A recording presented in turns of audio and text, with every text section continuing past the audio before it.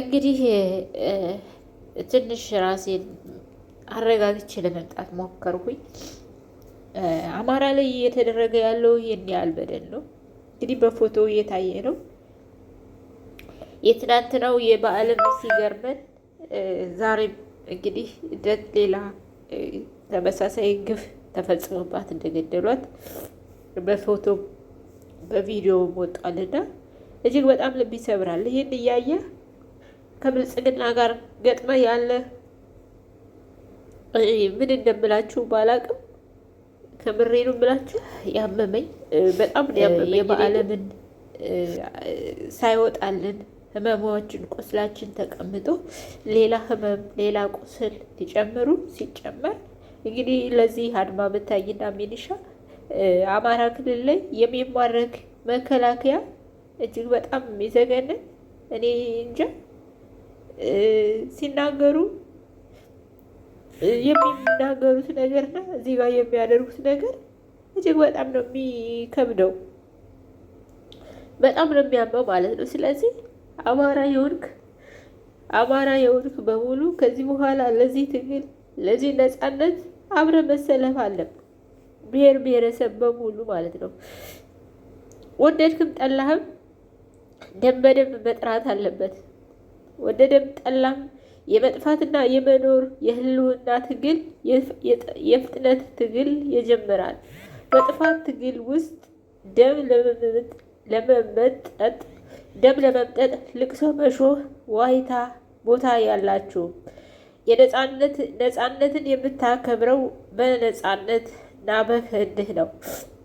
የጡት መቁረጥ ግፍን ልቅሶዬ አያስቀምጠዋል። በልቅሶ ይመለሳል። የተደረገው ነገር የተሰራው ግፍ በልቅሶ ይመለሳል? አይመለስም። እውነቴን ነው፣ በጣም አይመለስም። እውነት በጣም ነው የሚያመው።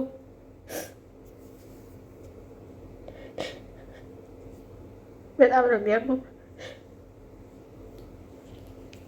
ራሴን ለመቆጣጠር ሞክሬ ነበር፣ አልቻልኩም። ለምን ቪዲዮውን ፎቶውን ስላየሁት ማለት ነው።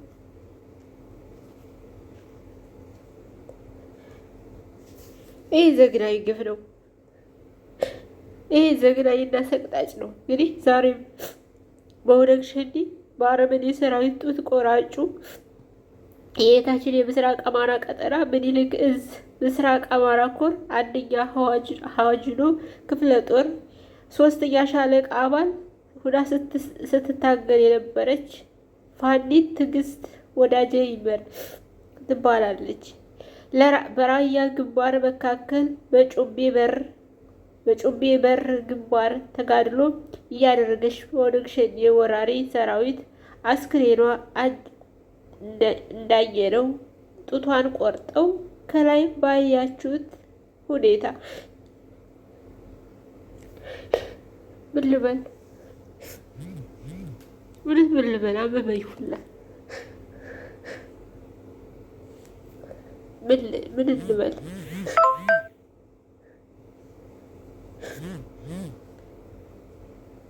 ሽመልስ አብዲሳ እኮ ጥሬ ስጋ እየቀለብን ያከማቸ ነው ያስቀመጥ ነው ያሰለጠን ነው አለ። እርስ በርሱ ግን አማራን እርስ በርሱ እናጠፋዋለን ያለው እኮ ይሄው እየተናገረውን እያደረግን ያለ። አድማ በታኝና ሚሊሻ ምንድን ነው ከዚህ በኋላ የምንጠብቀው? ይቺ ልጅ እኮ እህት ናት። ይቺ ልጅ ሚስት ናት። ይቺ ልጅ እህት ናት። እኔ ምን እንደምል አላውቅም። በጣም የገረመኝና ያሳዘነኝ ነገር ይህ ጦርነት የሃይማኖት ነው እንዴ? በተለይ ሙስሊም አባቶች እስቲ እንዲያው ቁርአን እንቀራለን ቁርአን እናውቃለን የምትሉ ሙስሊም አባቶች አላህን አትፈሩም? ግን ጡት እየተቆረጠ ያለባትን ሀገር ያለበትን ማህበረሰብ እንዲጠፋ ስታወጁ እናንተ ማብራችሁ አላህን አትፈሩም? እውነት እናንተ በአላህ ታምናላችሁ?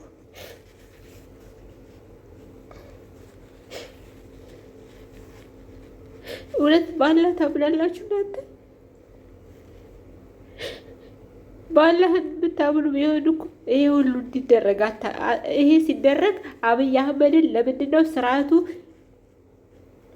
ወለጋ ላይ ይሄ ግፍ አልተፈጸመም? ምነው የዛኔ ታዲያ ሳትናገሩ ዛሬ አፋችሁን ለጉማችሁ ቆይታችሁ ዛሬ ህዝቡን እንደዚህ ለነጻነት የወጡትን ፋኖችን በዚህ ልክ ማን እንደገደላቸው ሳይታወቅ ገና ፋኖዎቹ በዛ አካባቢ ተገኝተዋል ገብተዋል ተብሎ በዚህ ልክ ተመልከቱ። የተፈጸመውን ግፍ ተመልከቱ።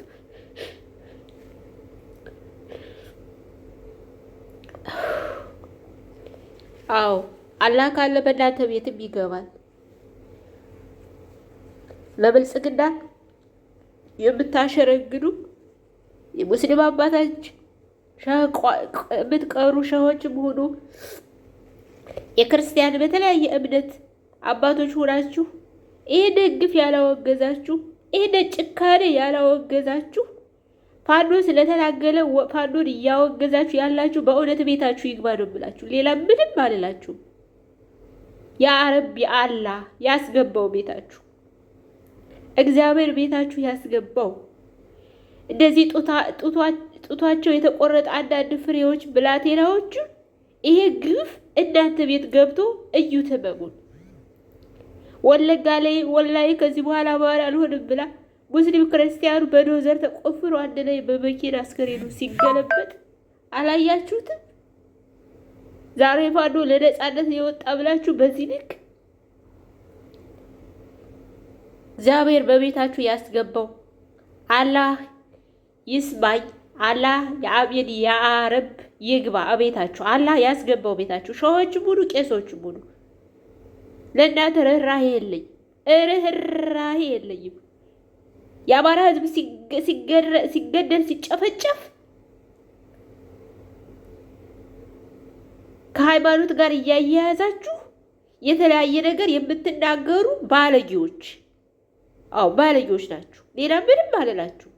አይቻችኋለሁ፣ ስላየዋችሁ ነው። ይሄ ግፍ ቤታችሁ ይግባ፣ እግዚአብሔር ያሳየን። አዎ ይሄ ቤታችሁ ሲገባ ህመሙ ይገባችኋል። ካልገባ ግን ህመሙ አይገባችሁም። ይሄ ግፍና ስቃይ ጭካኔ በዚህ ልክ ማለት ከባድ ነው። በራያ ቆቦ ከትናንት ወዲያ በጎጃም ይሄ ግፍ እየተፈጸመ ያለው ተመልከቱ። ከዚህ በላይ ምን አለ? ከዚህ በላይ ህመም ምንድን ነው የሚመጣላችሁ? ከዚህ በላይ ምን ይመመን?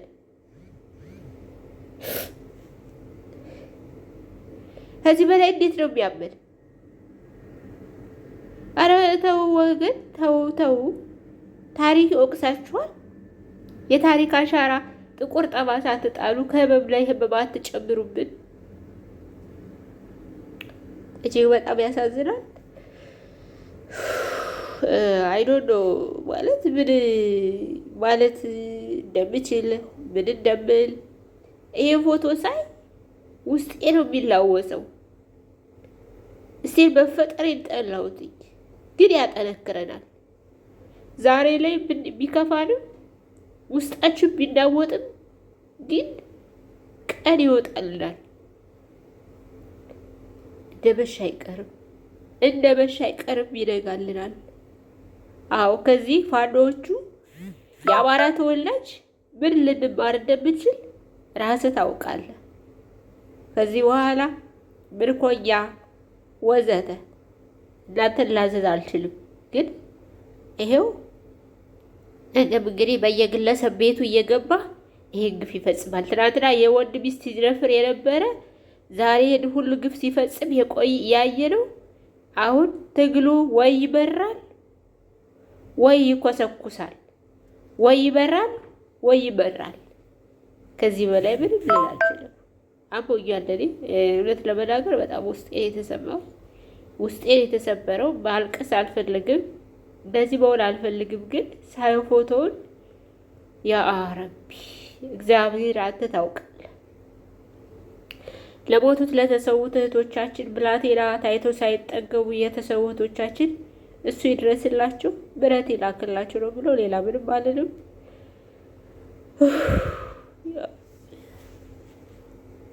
ያ አላህ